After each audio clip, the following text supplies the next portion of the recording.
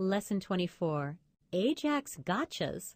In this lesson, you'll learn about some of the common Ajax mistakes and how to avoid them. The topics we will cover in Lesson 24 are common Ajax errors, the back button, bookmarking and links, telling the user that something is happening, making Ajax degrade elegantly, dealing with search engine spiders, pointing out active page elements, don't use Ajax where it's inappropriate, security, test code across multiple platforms, Ajax won't cure a bad design, and some programming gotchas. Ajax has some common pitfalls waiting to catch the unsuspecting developer. In this lesson, we'll review some of these pitfalls and discuss possible approaches to finding solutions. The list is not exhaustive, and the solutions offered are not necessarily appropriate for every occasion. They should, however, provide some food for thought. All browsers in common use have a back button on the navigation bar. The browser maintains a list of recently visited pages in memory and allows you to step back through these to revisit pages you have recently seen. Users have become used to the back button as a standard part of the surfing experience, just as they have with the other facets of the page-based web paradigm. Ajax does much to shake off the idea of web-based information being delivered in separate page-sized chunks. With an Ajax application, you may be able to change page content over and over again without any thought of reloading the browser display with a whole new page. What then of the back button? This issue has caused considerable debate among developers recently. There seem to be two main schools of thought. Create a means of recording state programmatically and use that to recreate a previous state when the back button is pressed.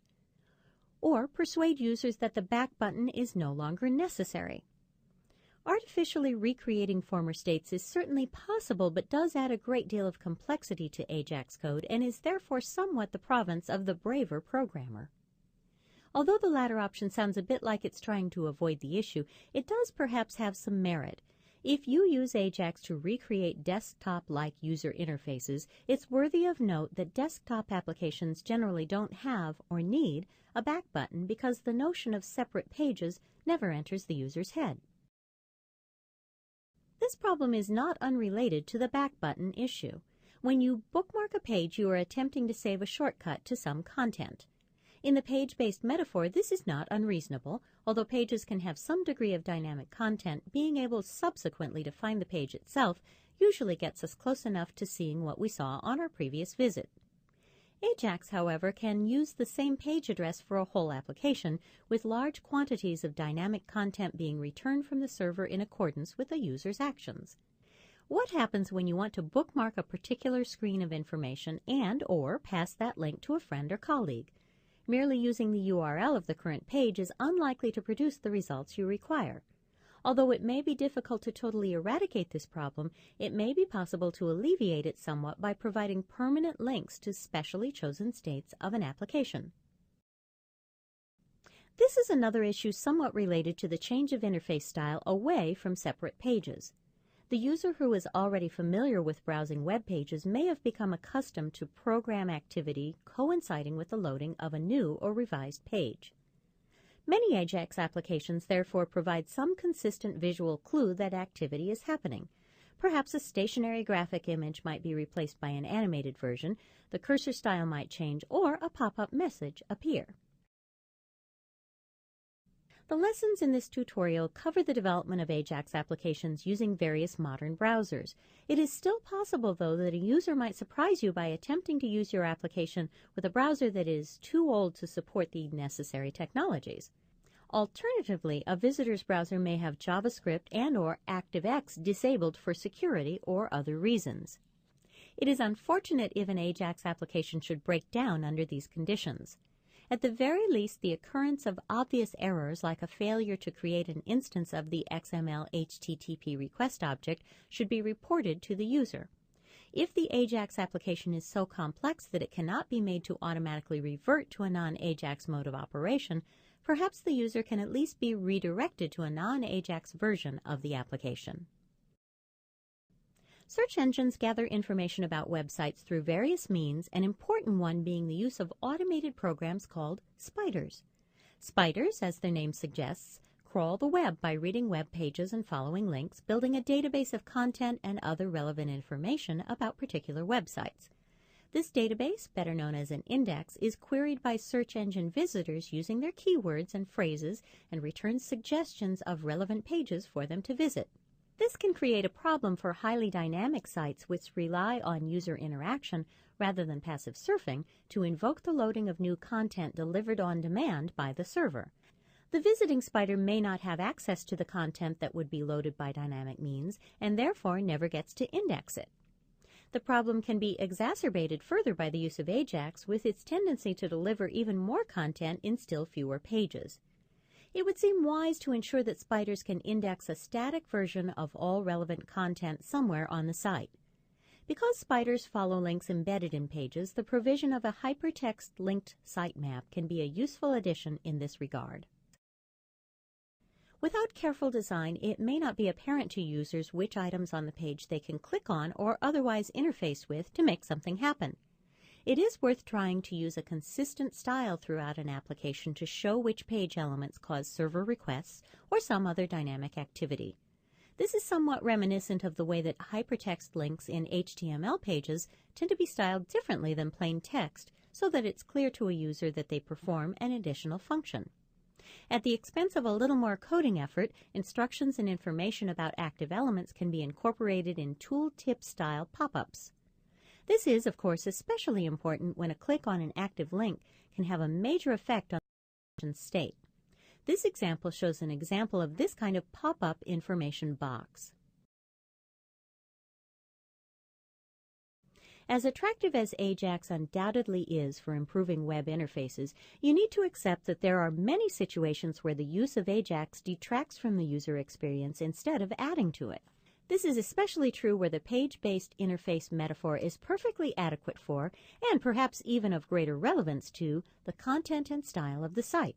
Text-based sites with subjects split conveniently into chapter-styled pages can often benefit as much from intelligently designed hyperlinking as they can from the addition of Ajax functionality.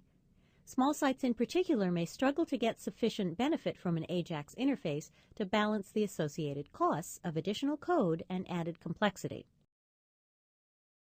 Ajax does not itself seem to present any security issues that are not already present when designing web applications. It is important to note, though, that Ajax-enhanced applications tend to contain more client-side code than they did before. Because the content of client-side code can be viewed easily by any user of the application, it is important that sensitive information not be revealed within it.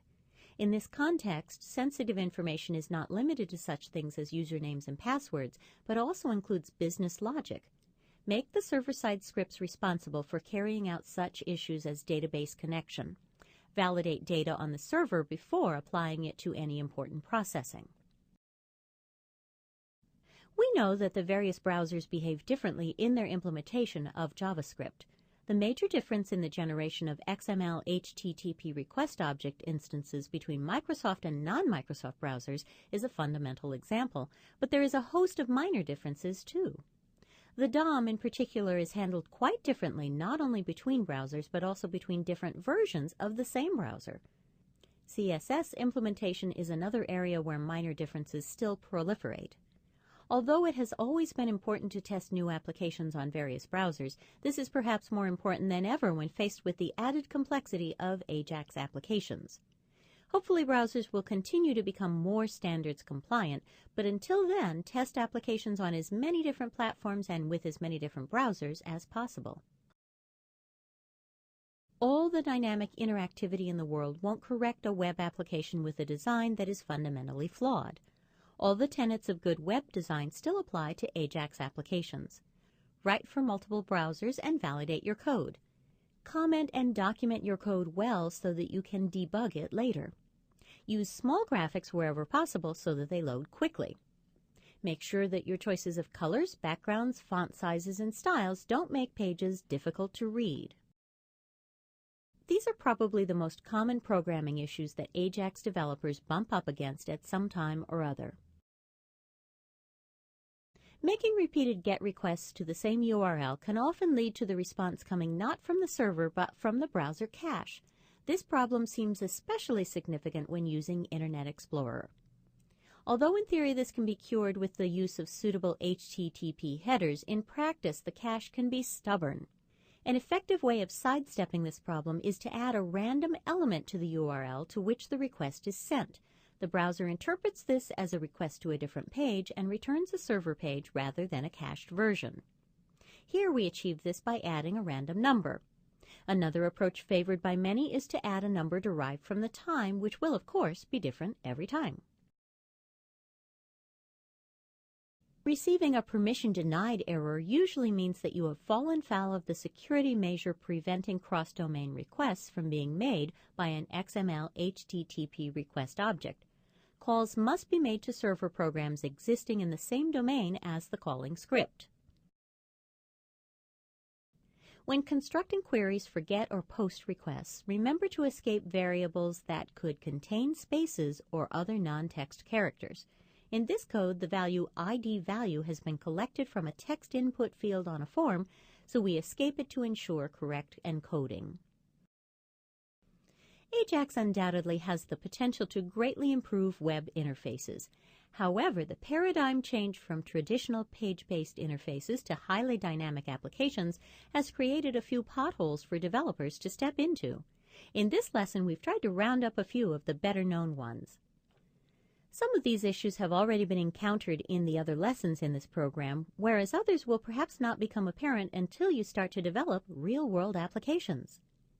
You can now test your knowledge in the quiz area, access the scripts we learned in the lab, or go through the lesson again. The choice is yours. Thank you for choosing Sam's Teacher